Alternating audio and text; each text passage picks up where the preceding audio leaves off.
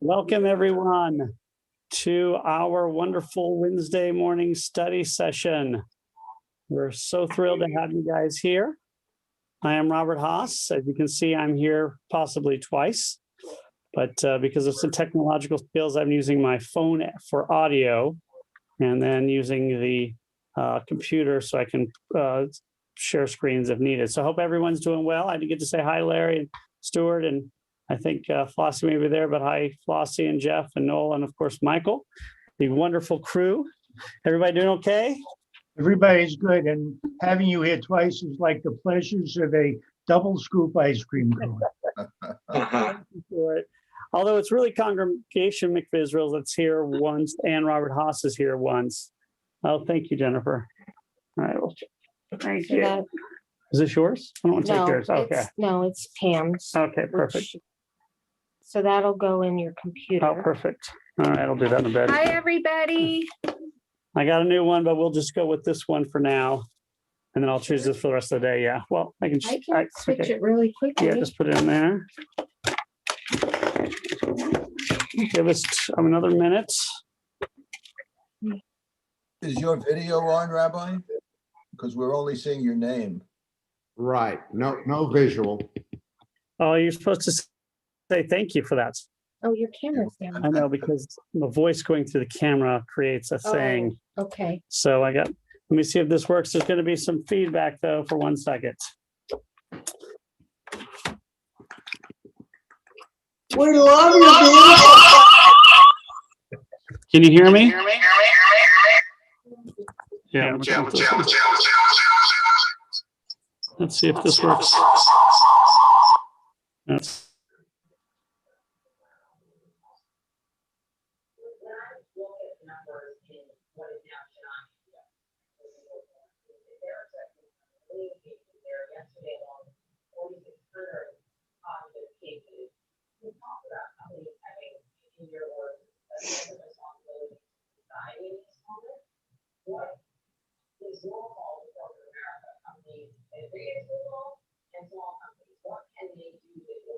all right, guys. Sorry again. We tried something. It didn't work. It's probably a setting. Can you hear me now? Yeah. Yes. All right. So why don't we study? Thanks again for everyone's patience with my technological issues. I'm going to have to use my phone as my camera. And then I'll use the computer for anything I need to do with welcoming people and so forth. Plus, it means that it looks like one other person is here. So that's nice. Okay.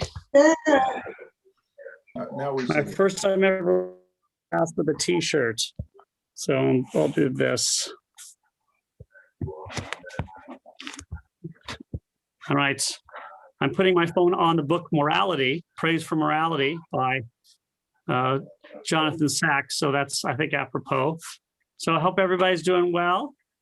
We're gonna talk a little bit today about, of course, Jews of Latin America. And we'll get through as much as we can with it since we had to take a little bit of break here. So put this over here. There you go. So I think we're all familiar with the Jews of Latin America, a little bit at least. But before we go into that, and please say, we're going to talk a little bit about what happened beforehand. So we talked about the Spanish Inquisition, the Moranos the conversos from the 14th century, and how the Spanish Inquisition was created to go after them. However, Jews were allowed to convert in the 1490s and stay, but most were exiled or stayed a hidden Jew if they weren't caught. So that's where most people think the Sephardic Jews come from, is this immigration from Jews leaving first Spain and then Portugal.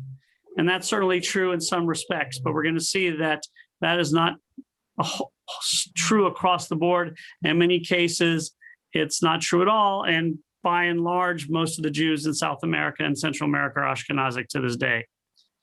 So what happened in other countries? Well, remember, South America is controlled by various countries: Spain, Portugal, England, Belgium, France.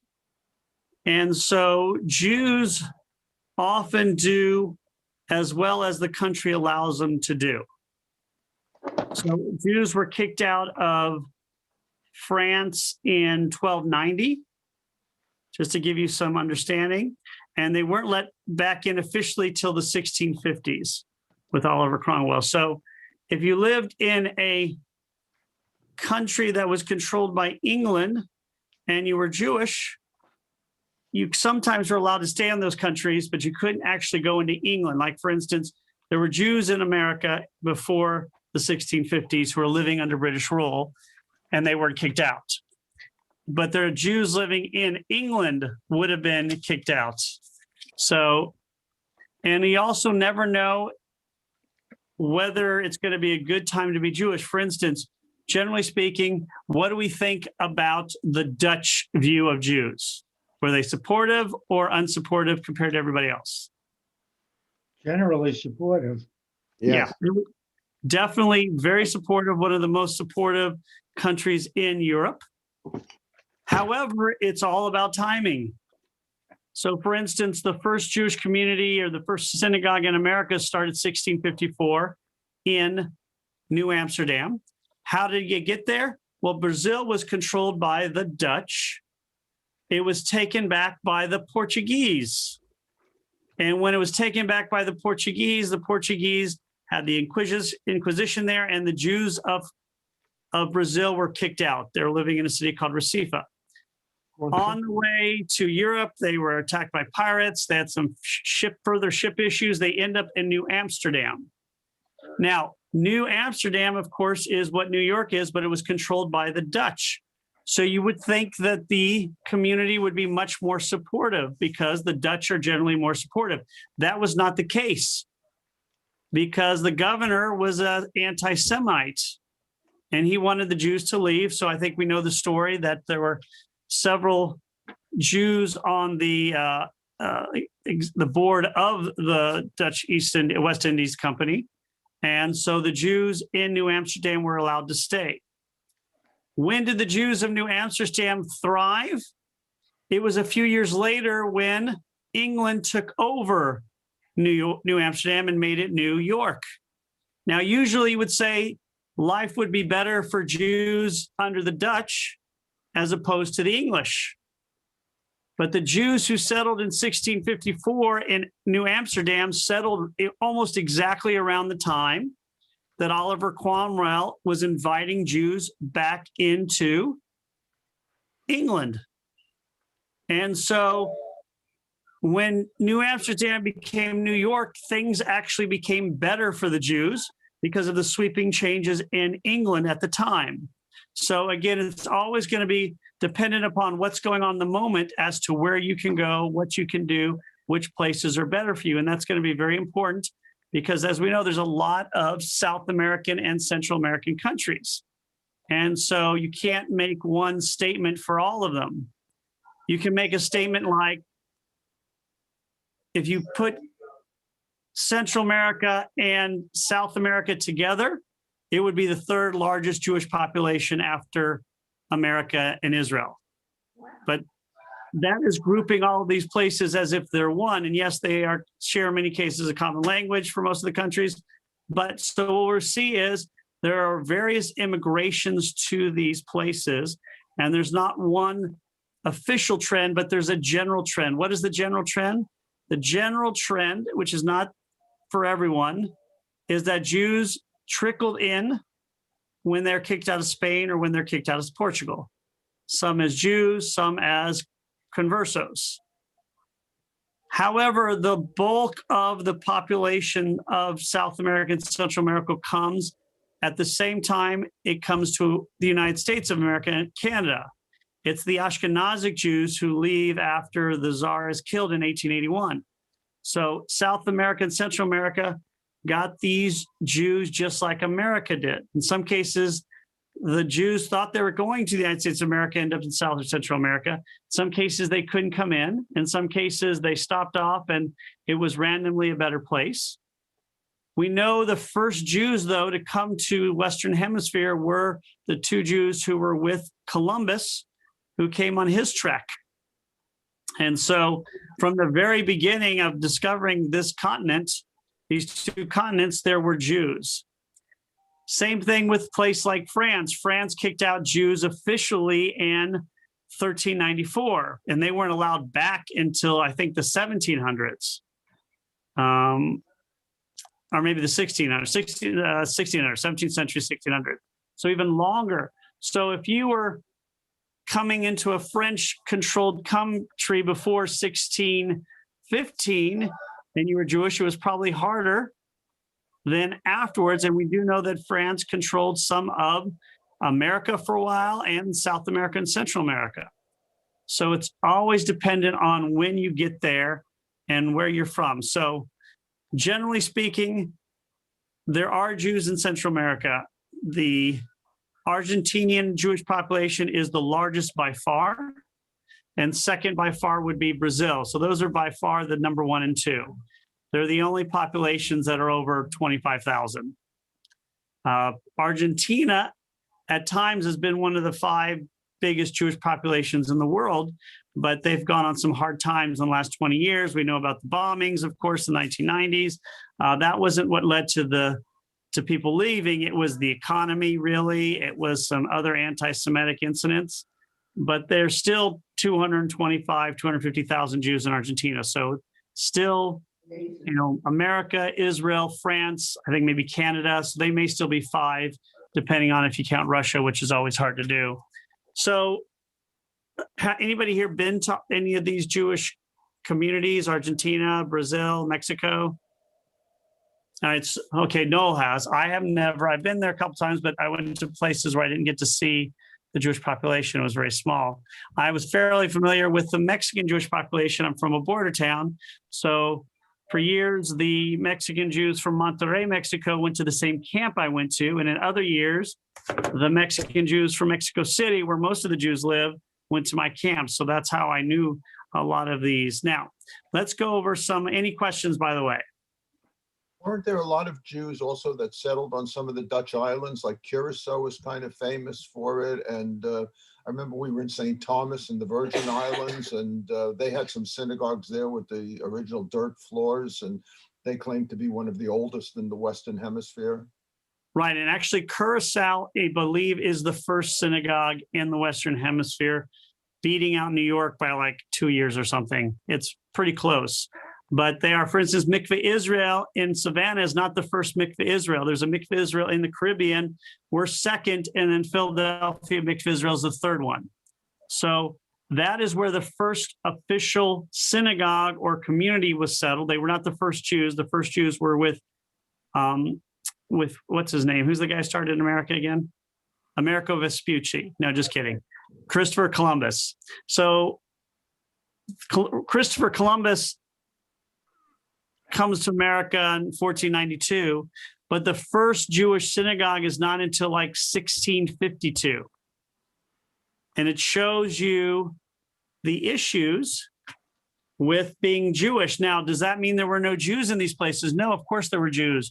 We talked about Jews. They were going to these countries as settlers and doing a variety of things, from fur trading to business to adventure to being pirates. But it wasn't until the European countries became a little bit more lenient that Jewish settlements were being allowed to stay and remain. For instance, the one in Recife was doing fine when it was under Dutch control, but as soon as the Portuguese took over, it's basically one of the first things they did is kick out all the Jews. So now we also have to understand that although anti-Semitism has existed in Latin America for a long time, it is nowhere near the rates we will see in other countries. It's probably lower than in America.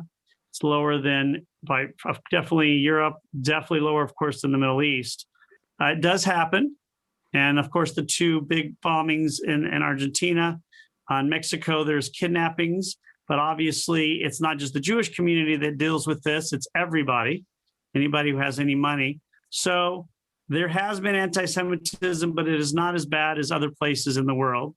And in most of these places now, Jewish communities live fine. And in some places, they're as small as 50, and other places, 250,000. Now, again, it's going to be similar also to what happened in America. At first, there were more Sephardic, but the Ashkenazic Jews overwhelmed the Sephardic Jews, number one. Number two, think about Jews moving to South and Central America in the 1500s and 1600s where there's no Jewish population. I mean, there's no Jewish community. And most of the people going to these countries, most of the Jews were men. So what ended up happening to most of those Sephardic Jews, or a lot of them? They married natives, either people from Spain, Portugal, Europe, Native Americans. So they married kind of into the life they were living, and their Judaism in some cases filtered away, probably a lot of them. So there's probably a lot of people in South America and Central America who descended by somebody who came to the New World who was Jewish, but was no longer after a few generations. Also a significant population, but not enough, obviously came during the 1930s before World War II, as so many Jews were trying to escape Europe and most places wouldn't take them. So as many as could make it went into South and Central America. Same thing a little bit with the Russian immigrations in the 1990s. So what we do know is pretty much what we thought was right is right. Starts off Sephardic, Ashkenazic overwhelmed, Sephardic Jews more in the world, they marry non-Jews. Jewish communities are dependent upon how nice the government is to them. Now, what I thought was interesting, by the mid-17th century, the largest Jewish community in Latin America was in Suriname. So, it just happens that way. Who knows? But I thought that was just interesting to take. So let's talk a little bit about the communities themselves and what we know about them. Now, first of all, the numbers have been getting smaller as Jews have left. Most of the reason the Jewish populations got smaller in these places is because Jews moved to Israel. Some, of course, came to America. Some went back to Europe if they were allowed. But a lot of them left, depending upon how supportive the country is. Because as we know, all of these countries, for the most part, are Catholic. And so however they lean towards Jews and Protestants and people of native religions will depend. And often that is the same for how they deal with Jews. And so that is why, again, a lot of people have left, and people tend to go to places where they're more supportive in the movement. Yes. I'm sorry, I want to ask a question. No, please. I'm waiting for questions. I'm dying for questions. Oh, don't die, please. Okay. This is something you said earlier, so I don't want to go too past that subject. I've heard, and you can let me know if it's a rumor or what, was Columbus, did he have any Jewish blood? That is one of those things that continues to be debated by a lot of people. There is some who believe he was Jewish in some parts, and others who did not. I think most people would lean that he isn't, but there are a lot of people who think he did have some, and they have been able to prove, I think, 2 people on the first ship were Jewish. Now, also remember, as Columbus is leaving, who's waving from the ships? The Jews are getting kicked out at the exact same moment he's leaving. So he writes in his diary how he saw the Jews leaving on the ships. No. Yes.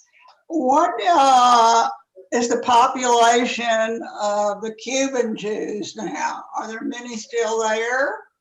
There's about, I think, 500 or so. It's a pretty small population at this point. Obviously, Jews moved there a lot in the 1950s.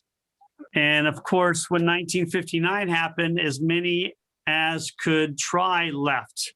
And so I think there's about 500 left. Most of them are older. And a lot of people now have gone to visit them. And, when you go down, you generally can bring stuff to them, which it's become a little bit more lenient.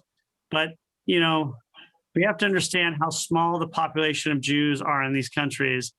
I mean, and I think maybe one country, the Cayman Islands, has a population that is 1% or more, and it's like 1%. So 1% of the people in the Cayman Islands are Jewish, and no other country is the population even 0.56%. I think Brazil is 0.5%, Argentina 0.4. No. What about Mexico? There are lots of Jews in Mexico, and I was overwhelmed when I've traveled there over the years. Yeah. How many Jews? I saw people with Stars of David, and I was astonished. And I have a student who, her uncle still is operating the bakery in Mexico City after all these years. Yeah, It's just amazing. It's the third largest Jewish community in the South and Central America. It's got about 40,000, 50,000 Jews, most of whom live in Mexico City. What's also interesting is because the numbers are so small, when you go to these communities, the communities are very much connected. They're very tight with each other. And the rate of intermarriage is probably a lot less than America because of the way the world works. But basically, Argentina 200 plus thousand, Brazil 100,000, and Mexico 40,000. And I forgot Mexico had 40,000, and then all the rest are under 20,000. Yes, Larry.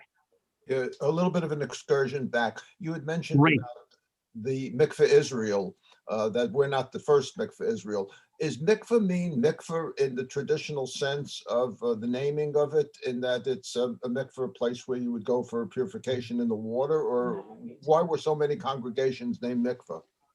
It just sounds the same, but it actually means hope, like tikva.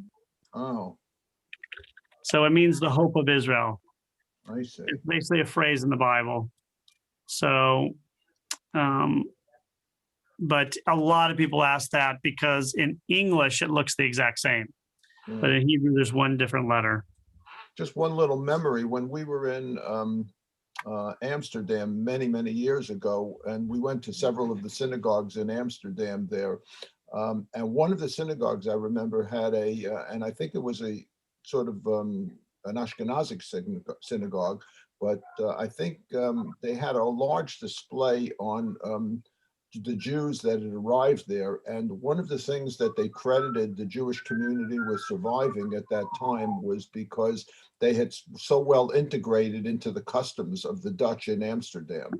And that, that was part of, I guess, what the Jewish custom was. I mean, to obey the laws and things of that nature. But they were very, very proud of the assimilation, basically, in Amsterdam society. Yeah, and again, a lot of the Sephardic Jews were assimilated when allowed. So the Sephardic Jews would look more like the Dutch or the Spanish or the Portuguese, as opposed to the Eastern European Jews who were kind of isolated and wore their distinct uniforms. So yeah, Sephardic Jews generally, which is great. Sephardic Jews got along, and however, they also intermarried at a much higher rate because usually they came in smaller numbers. And so there weren't as many opportunities to date or marry Jews as there were when the Ashkenazi came in. So let's go over, because we got time. Any other questions? I can't see everybody else. All right.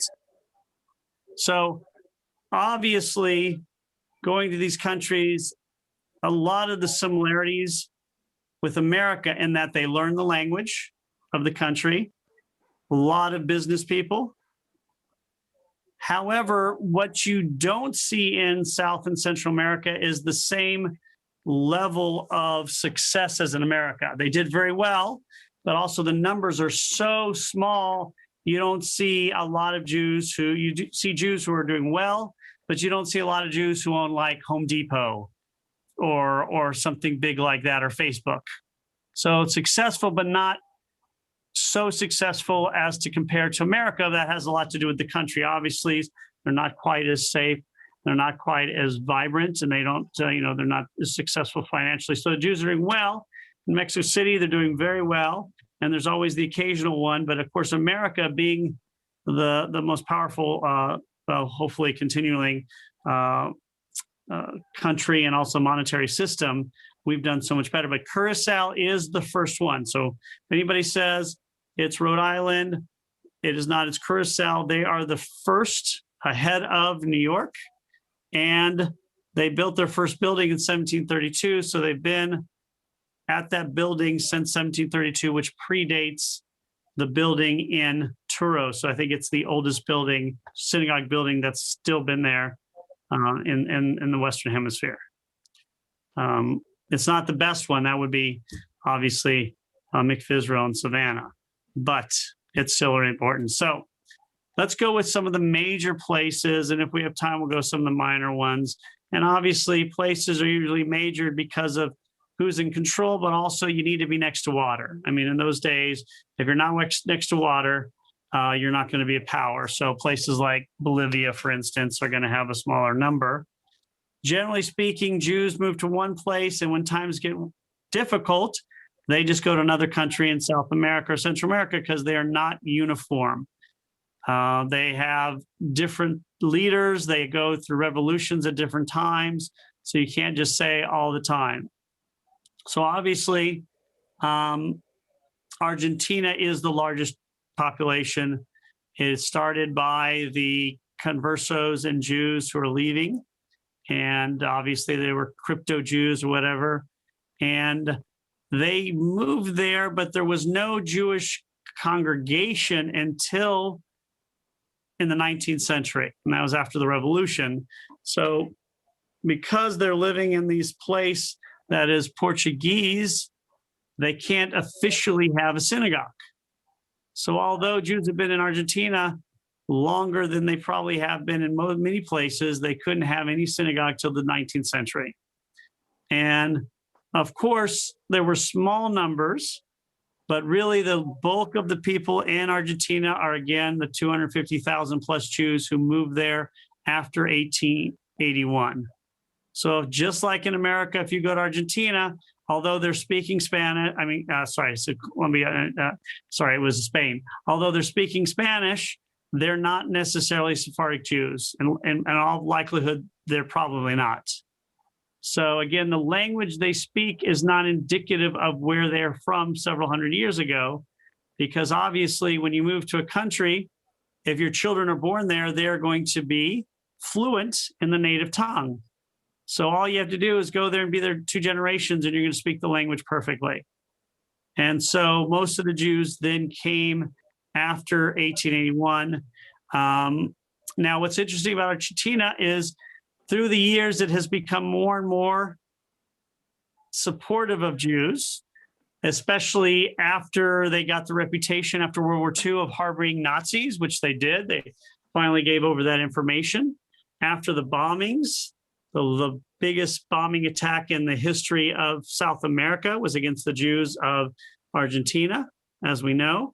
And so since that time, they've definitely been more supportive. And again, there's anti-Semitism. Jews have fled the country, but a lot of that was because of the economics. In fact, they actually give Jews off from work nationally and from school for Yom Kippur, Rosh Hashanah, Sukkot, and Passover. So they give about 7 Jewish holidays off to all the Jews without any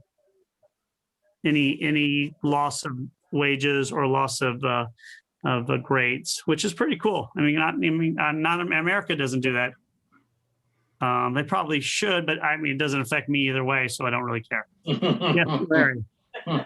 Was their attitude toward the Nazis and accepting many of the Nazis after World War II, either knowingly or probably unknowingly to some extent, based on the Perón era? Yeah, it certainly was part of that. And plus they had money. You got to remember, we've just been in a world war and everybody's broke. And all of a sudden you got these guys who've pilfered the German stashes coming with money. Plus there was some probably historic anti-Semitism there. So it was a combination of all of these things. However, after he finished his career, thank goodness, things started to go the other way. Obviously, they didn't promote the idea that it had allowed Nazis in, but years later, they admitted it, and I think they've let out most of the archives of it. Michael? Yeah, I may be wrong, but I think that there was a large German population in Argentina, which That's true, also that's made true. it very easy for the Nazis to flee to Argentina. And They yeah, could that hide, is they could definitely hide true. better. Yeah, there was a large German population before World War II, and well, as there was in America. So, Right. Yeah, and again, it's just not the whole country was anti-Semitic. You're talking about the leadership, and this is only to the mid-50s when he was deposed, and a little bit in the 70s probably too. A lot of crying then. One more time? A lot of crying. Yeah, crying. I got it. Did anybody else get that? I got it, Michael. I'm here for you. For the most part, though, I think the Germans, the Nazis who went to Argentina went for two reasons, and neither of them was the willingness of the Argentine to accept them, but was one, there was a very, very large Jewish community, which meant that this was going to be a place that a Nazi or a German would have been comfortable, as opposed to going to any one of a great number of other countries, which I think would have welcomed them. And the other thing is because of the large population, there was this ability to hide in plain sight. I mean, I went to Argentina and we were riding around and the cab driver casually said, "Oh, that's where Eichmann lived." So, everybody sort of knew about that. And it wasn't there was an open secret.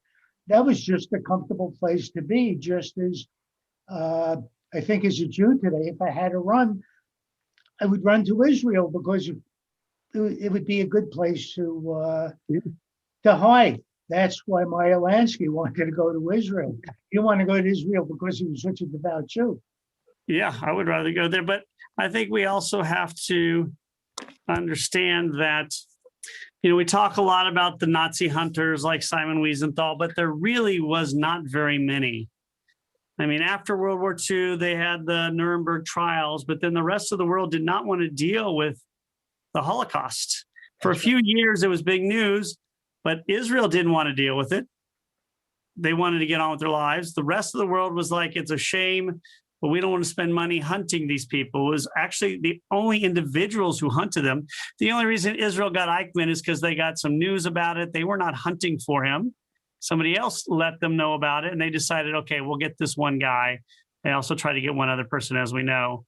But it was not something that people were trying to, there were not hunters going all around Argentina trying to find these Nazis. For the most part, nobody was looking for them. Exactly. So it was not, they could have gone almost anywhere. Some places in Europe may not have been, but pretty much anywhere else. And again, they had money, so that really helps. Noah. I don't know whether you know anything about this. My friend and I, a number of years ago, were traveling around in New Mexico, and we found a group of conversos. And I don't know how they got there, but they lit Shabbat candles. They didn't know why, and they did some other Jewish rituals, and they had no idea why they were doing that. So do you know anything about that? Yeah, and you'll find a lot of records of that, and especially last year, New Mexico had a big population. Obviously, a lot of people have Jewish ancestry because there was a big population in Spain and Portugal. There were a lot of Ashkenazic Jews who moved to these places also, but most of that comes from the Sephardim. And so you see that from time to time. You even meet some of them. It's pretty impressive because obviously the Inquisition its heyday was at the end of the 15th century. But again, even though we talk about these places like there's Spanish descent, Mexico, for instance, has almost no Sephardic Jews. It's almost completely Ashkenazic, which many people don't realize because they speak Spanish, and also they're the Jews from South and Central America we probably know the best because it's right below us. And we've probably met Mexican Jews before. But there really is almost no Sephardic Jews there. It was just wasn't a place because it was controlled by Spain. It was a very strong Spanish settlement. So it wasn't until the 1800s that Jews started to settle in Mexico. And obviously, once they went independent. And, Maximilian invited them. And then, of course, in the 1881s, the same thing in America. That's where the biggest group came, was from this Ashkenazic. So it's ironic that the Mexican population, which most people think is Sephardic, is almost completely Ashkenazic, probably even more so percentage-wise than America. And that's really interesting. And again, most of them do live in Mexico City. Most of the Jews in all these countries, like everywhere else, now live in the big cities. More jobs, protection of other Jews, more opportunities, better schooling, so forth. And so there are small enclaves here and there, but most Jews live in, again, big cities. Any other questions before we continue? Now, Jews have also been in the Caribbean, and obviously we can do a whole thing on Jewish pirates, because there were a significant number of Jewish pirates. But in places like Puerto Rico, there is, there's still several thousand Jews there. It's kind of part of America, kind of not. They have a Reformed synagogue there, also, and a conservative synagogue. Most of these countries have Orthodox synagogues, Chabad, and the Reform communities are starting to grow a little bit. But in most cases, they are Orthodox, because that is just what they became. And the Reform movements and did not really go there until a lot later. But there are Reform synagogues in a lot of these places. And anybody here been to Mexico to see any of the Jewish community? I have not been to Mexico City or Monterrey. So Stuart, did you get to meet a lot of the people who go to the synagogues? Not really. Yeah, they're there, but it's just its own insular community, as it is in most of South America. Where I did get to meet them really close up was in Colombia. Yeah, Colombia is great. Chile. But even there, what you end up meeting are primarily expat communities. At least that's been my experience. You go to visit them, you go to a Friday night or a Saturday service in Chile, it's all in English. And that's just how it is, because it's, I'm sorry, Jeff? Rabbi, one country that was very active in World War II was Bolivia. Jews could get visas into Bolivia and go in there. The problem was getting there, of course, but once they were there, we have several friends.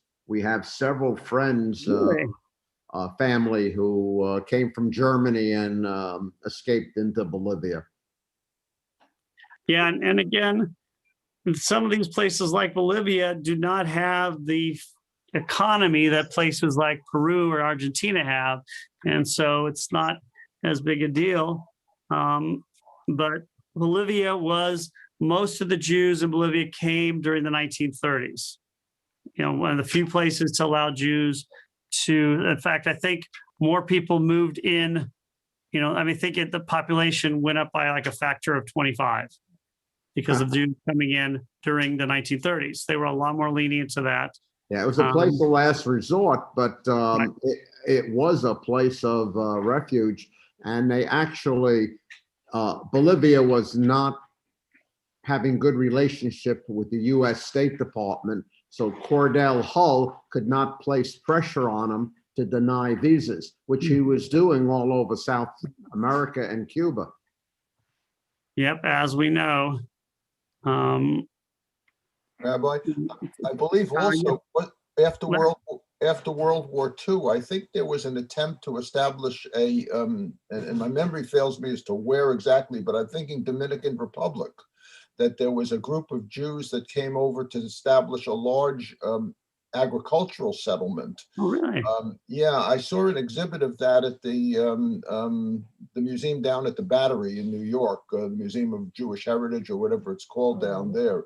He was a dictator. Yeah, and I forget why they went to the Dominican Republic, of how they were accepted there, but they kind of established. I'll have to look that up. Because the dictator let them in. What years are you talking about? There's like Trujillo. Post World War II, I believe it was. Yeah, then it was the guy named Rafael Trujillo, who was a very Yeah, so he allowed them, kind of like Bolivia, to come on in.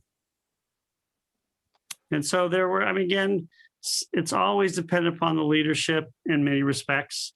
Places like Colombia are really interesting today because it's a place where Jews are actually moving to because they were leaving because of obviously the kidnappings and drug wars. But as the drug lords started moving out of Colombia and the country started getting rid of them, it became a lot safer. So then, of course, it feels safer to go to. So some Jews moved back.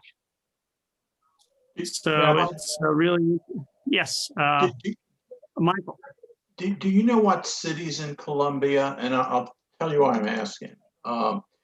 My grandmother's sister-in-law, her family, she was the only one who immigrated to the United States.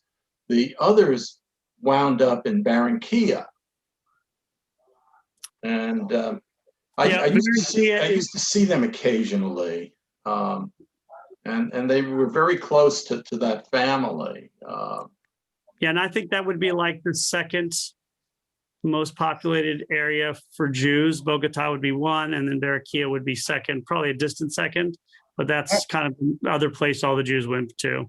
Actually, Cali had and still has a significant population. Yeah, that would be like third. Colin, Medellin, those would be.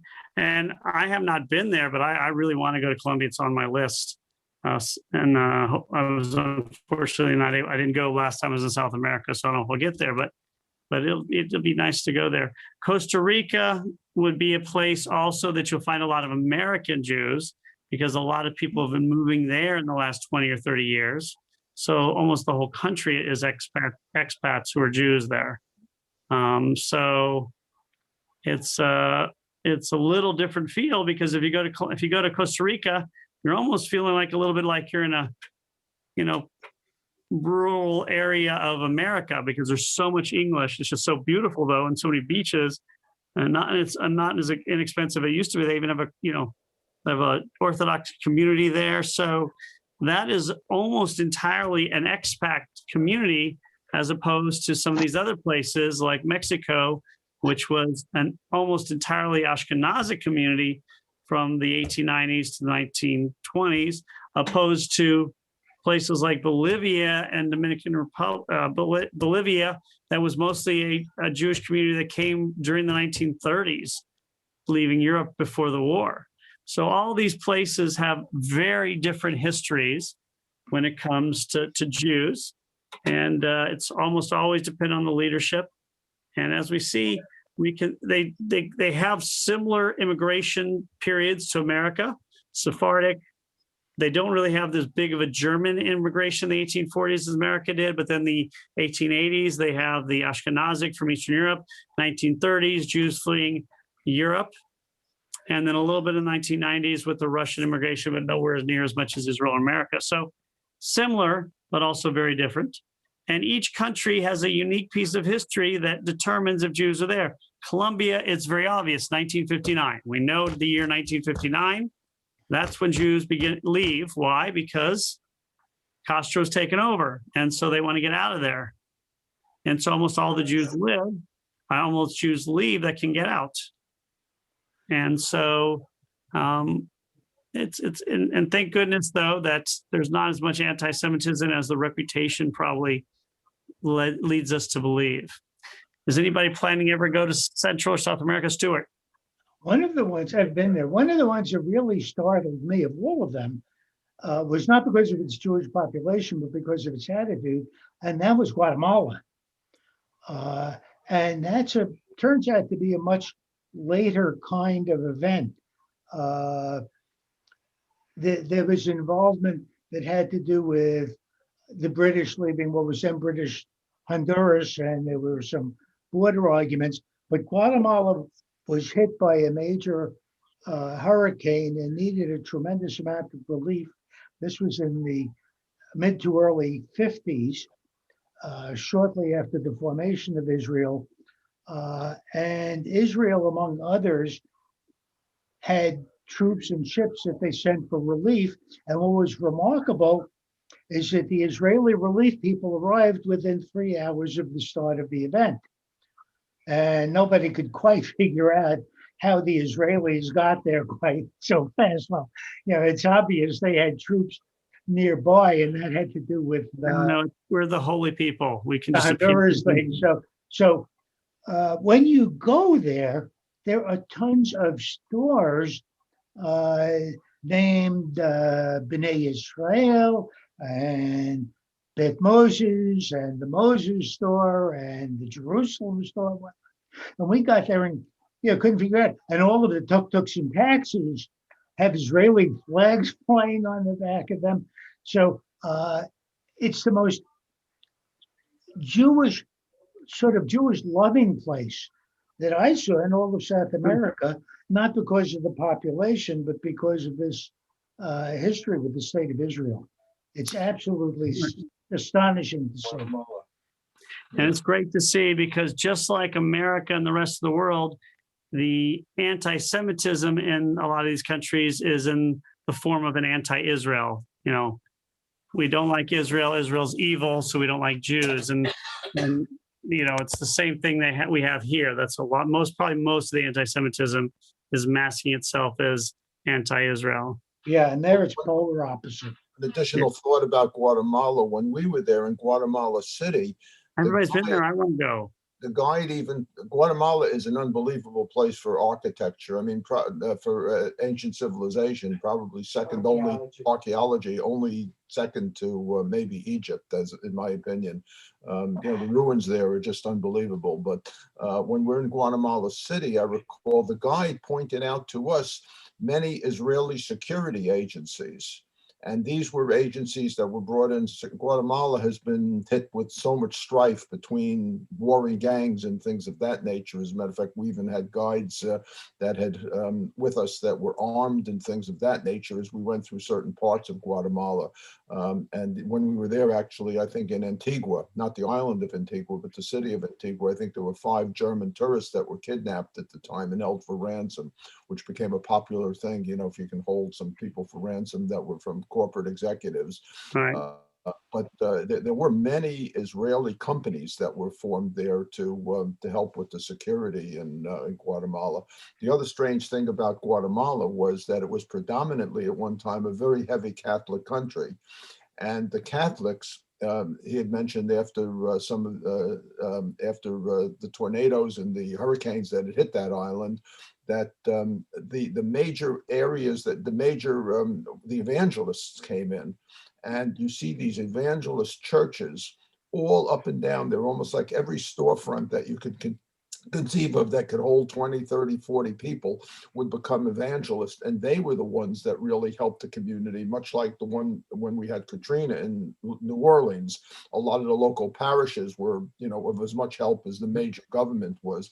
And they were complaining that the churches were not able to be funded, and so many people were leaving Catholicism to go to evangelism. So Guatemala is a very unusual place. Yeah, it's largely Pentecostal now. And it's definitely a place I want to visit. Colombia and Guatemala are 2 of the top countries on my list. Honduras as well. Belize, I hear, is really cool as well. I just put the whole world on my list. So fabulous. So what we're going to do now is let's take a moment to see what we want to study next week. This was the last thing we had on our list, was Jews in America. I mean, the Jews in South and Central America. Anybody have any ideas? How about talking about Lag BaOmer, which is, I guess, this weekend? Yeah, did we talk about the Omer, or did we skip that? I don't know. I don't recall. I don't think we did. So I can talk about the Omer and the connection between Passover and Shavuos. Because Lag BaOmer is actually tomorrow or tonight. Tomorrow, I think. Tomorrow. Rabbi, didn't we do the counting of the Omer with you? Yeah, we did. Okay, we did do that. Okay, good. I thought we did. I have it on my list, but Yes, I remember. Yeah, We did it. refresh my memory on Loch Bomer is what we had discussed why it was not in the middle of the counting of the Omer. Do you recall Yes. that little discussion? But what was the reason for that? I don't remember it. Why it? Well, I think some was the mystical number of the dates. I think people just like 33 is the number for the Hall of Fame running back Tony Dorsett of the Dallas Cowboys.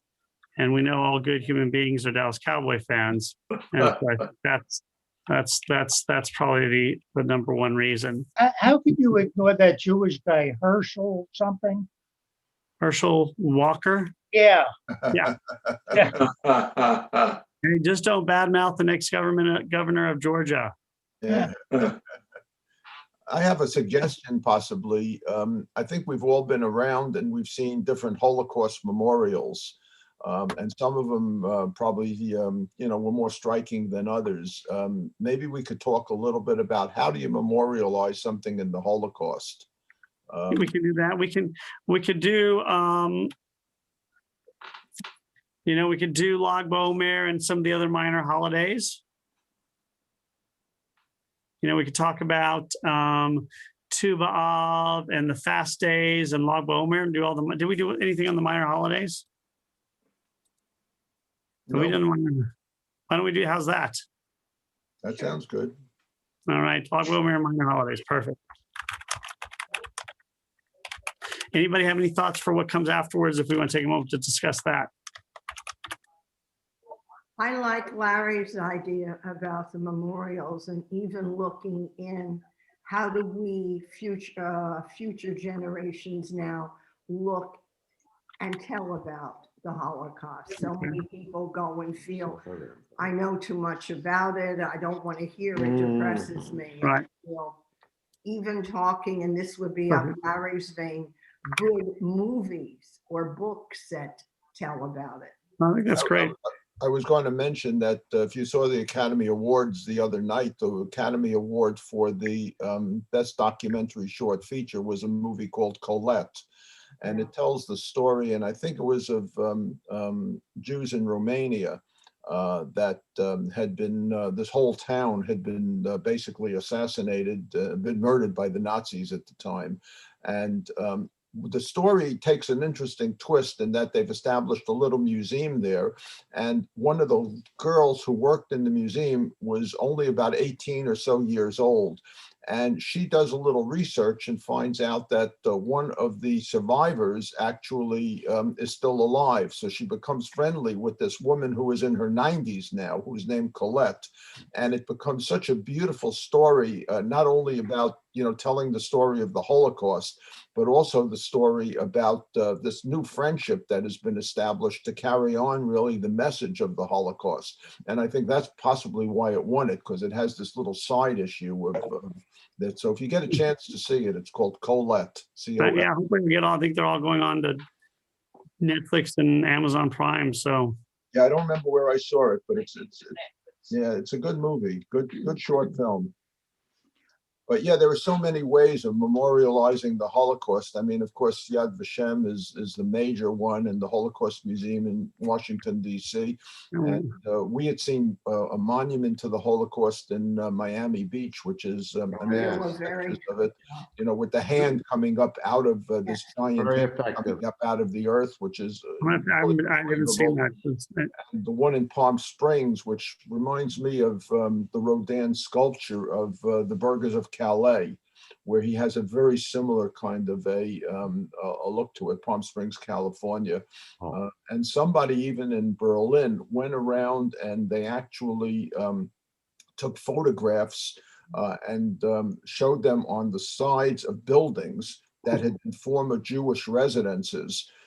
So that they show a modern building, and now they actually, through a movie projector, they had gone around to different places at night and shown these films on the movie, not knowing where they would appear, just to show what Jewish life was like in Berlin and maybe even some other cities. But there were so many different ways of memorializing the Holocaust that I think the Grove of White Birch. Yeah, last night in Lithuania, I believe it was. Right, last night, Karen and actually from Temple of Shalom, they did a talk about it, the white birch trees where the Jews were murdered from Lithuania. Yeah, either Latvia or Lithuania. Yeah, yeah. But we may even have some stories about those that some of those. Yeah, we can definitely. So we'll do. Do you want to do the Holocaust thing next week, and then do Yes. No, do minor the holidays the week after? holidays next week and give us a chance to think about it maybe. And if people want to show some pictures maybe of, That's okay. We can do that. I can make everyone. If you guys know how to, you can either send the pictures to me and I'll put them up, Okay. or I can make you co-host, if you know how to do that. All right. We may be away in about 2 weeks. We may be going back to New Jersey. So we may be without internet for a while, but we'll try and join you. They don't have internet in New Jersey? Who knew? We're one of those communities that Joe Biden is looking to fund now. We're one of the states to get us into. No, I mean, until we get it connected and reconnected back there, who knows how long that takes. No, it's New not. Jersey was behind the times. Yeah, we'll I be have leaving a question. in about a week or so. Yeah. I have a question that I would like to Uh, add to the discussion if we're going to discuss the memorials. One of the things that's perhaps curious is how come of all of the events throughout history, world, local, etc., the Holocaust seems to be far more represented in memorials than any other event in the history of the world. And I'm typing this the down. question I would have for next week, not for now, is how come? That's a really good discussion point. I won't be here next week, but that's a really good topic, Stuart. I mean, Maybe I we think we should could put spend it the whole off hour because- talking about that. Yeah, maybe we should put it off a little because I'm iffy for next week also. Okay, so we'll do minor holidays next week, and Holocaust in 2 weeks or 3 weeks. My vote is 3, but Okay, we'll do the Holocaust in 3 weeks, and the next week we'll figure out what we're going to do. Noel has. Noel. Noel. Yes, I don't know if I can get a picture of it, but I did a piece of artwork in great. honor. I did a piece of, it was a Holocaust piece that I did in honor of Rabbi Walter. And it's hanging in the Temple Art Gallery, and it's called Remember Me. And it's one of my favorite things. It hung in my house for many years, and then I decided to donate it to the temple. That's And great. I'll try to get a picture of it. I'll try to get a picture of it. Thanks. That would be amazing. Yeah. All right, everyone. Anything else before we finish off? And again, this Saturday, we're having our first in-person service. If anybody's interested, I'm interviewing somebody from the ADL on Friday, and it's going to be played in 2 weeks on services. He doesn't want to be interviewed on a Saturday. So if any of you are interested, it is going to be noon on, let me double check, noon on Friday, and I can send you the link. And just so he'll have people asking him questions, and then we'll play it on the weekend of Shavuos, I think. Nobody's interested? Okay, never mind. Just call and see. Ta-da, Rabbi. Everyone, We you actually- guys all stay safe. There was a moment of quiet. Yeah, Sisterhood did a long, That's his Stay safe, everyone. Adasa did it, a long interview with him the other day. That's I why. know they did it with him. I just coincidentally, I know, I just found out about that.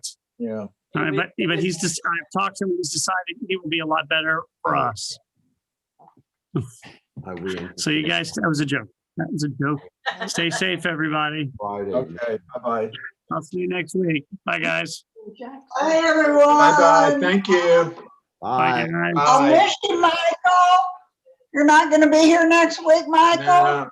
No, got a I'm doctor. going to miss you. I'm going to miss